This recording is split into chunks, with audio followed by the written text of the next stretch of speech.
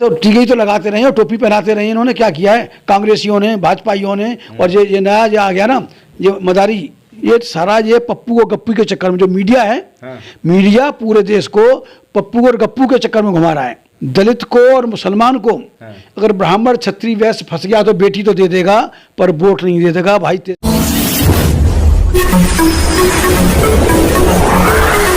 M नफीस रशीद, आप देख रहे हैं भारत न्यूज़ 247। बने रहें मेरे साथ आखिर तक। मैं फिर उन सभी सवालों पर बात करने के लिए भाई तेज सिंह साहब के साथ मौजूद हूं, जो कि अक्सर आप देखते रहते होंगे कि इनके जो तर्क होते हैं वो बड़े वितर्क करने वाले होते हैं, बड़े विचलित करने वाले होते हैं, और मैं अक्सर अपने सवालों पर डटा रहता हूं। और आज मैं बात करूंगा उत्तर प्रदेश नगर निकाय चुनाव को लेकर और दिल्ली एमसीडी के चुनाव को लेकर, क्योंकि भाई तेज सिंह साहब में बड़ी पार्टी चलाते हैं और हज़ारों की नहीं लाखों की संख्या में कार्यकर्ता हैं, पर जब चुनाव आता है तो सभी पार्टियां अपने अपने एजेंडे पेश करती हैं। भाई तेज सिंह का जो एजेंडा है वो क्या रहेगा, अम्बेडकर समाज पार्टी किस तरह से चुनाव लड़ेगी, साथ ही साथ क्या क्या तैयारियां हो चुकी हैं, मैं इन सभी मुद्दों पर बात करूंगा। बने रहें। सर, स्वागत है भारत न्यूज़ 247 में आपका। सर, मैं जानना चाह रहा हूँ, उत्तर प्रदेश चुनाव नगर निकाय आ चुका है, दिल्ली भी एमसीडी चालू होने वाला है, आपकी पार्टी की क्या तैयारियाँ हैं? देखिए, हम लोग जो निकाय के चुनाव हो रहे हैं, नगर निगम के चुनाव जैसे यहाँ होते हैं उसी तरह से यूपी में, क्योंकि हम अम्बेडकर समाज पार्टी एक पॉलिटिकल पार्टी है, तो बिल्कुल हमने हर चुनाव लड़ा है। और इंशाल्लाह इस आने वाले जो कॉरपोरेशन का चुनाव है, निगम का चुनाव है, उसको भी हम पार्टी पूरे दमखम के साथ उत्तर प्रदेश में कैंडिडेट उतारने जा रही है। फिर भी कौन कौन से ज़िले आपने छाटे हैं, नगर पालिकाएँ, कहाँ कहाँ जाने का इरादा है?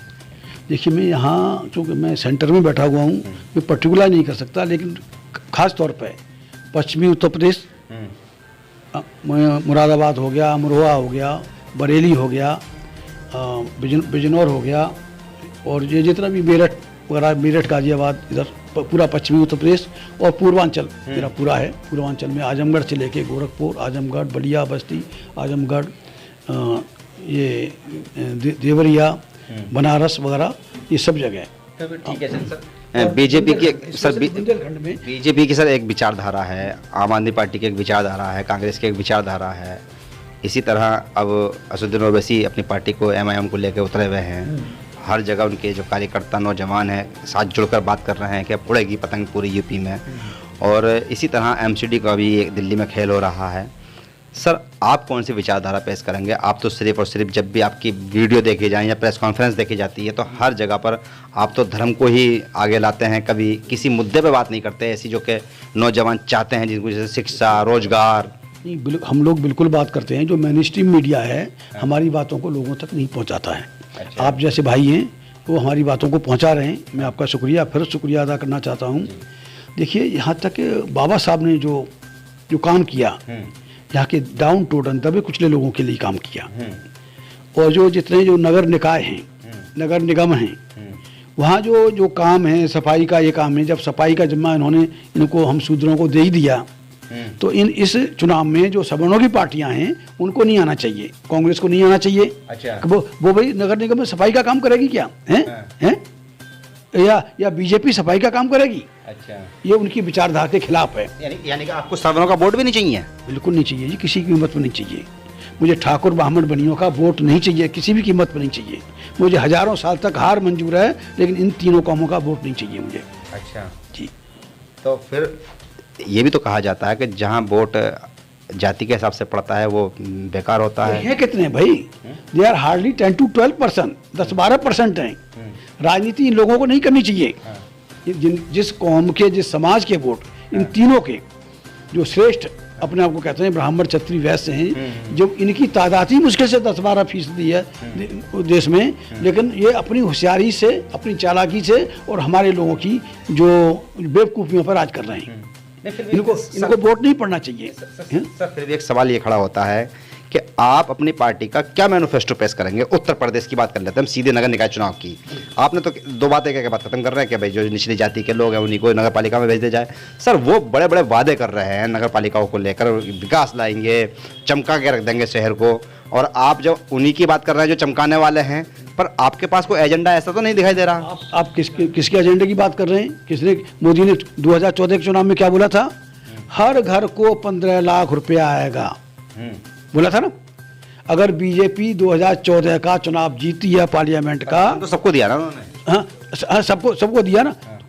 15 पैसे भी नहीं आए किसी को। टीका तो सबको लगाया ना, हैं? टीका तो सबको लगाया ना, टीका लगाने तो टीके ही तो लगाते रहे और टोपी पहनाते रहे। इन्होंने क्या किया है, कांग्रेसियों ने, भाजपाइयों ने, और ये नया जो आ गया ना, ये मदारी केजरीवाल, ये टोपी पहनाने को काम कर रहे हैं और टोपी पहना रहे हैं। जो 70-90% जो आबादी है SC ST OBC और माइनॉरिटी की, 90% को टीका लगा रहे हैं, 90% को टोपी पहना रहे हैं और उसी तरह से अपना उल्लू सीधा कर रहे हैं। सर, एक सवाल और है। चुनाव जब होते हैं तो जो निशान होता है ना, चुनाव चिन्ह जिसको कहा जाता है, ये एक बड़ा रूप धारण करके आता है। हालांकि मैं भी जानता हूं कि सुप्रीम कोर्ट और हाई कोर्ट और चुनाव आयोग की गाइडलाइंस के अंदर इसका कोई वजूद नहीं है। ये पार्टियों का अपना एक मोनोग्राम होता है। चुनाव चिन्ह पे निशान पर जो वोट होता है, आपके पास कोई ऐसा चुनाव चिन्ह निशान नहीं है जो चुनाव आयोग ने दिया हो? आप कैसे उनका मुकाबला करेंगे? उनका तो कमल है, हाथ का पंजा है, झाड़ू है। देखिए नफीस भाई, हम अनरिकॉग्नाइज रजिस्टर्ड पॉलिटिकल पार्टी हैं। रिकॉग्नाइज पॉलिटिकल पार्टी को मतलब एक फिक्स हो जाता है। और हमारे अब तक जो है अल्लाह के फजल से हमें जो टॉर्च है ना, बैटरी टॉर्च का निशान मिलता रहा है।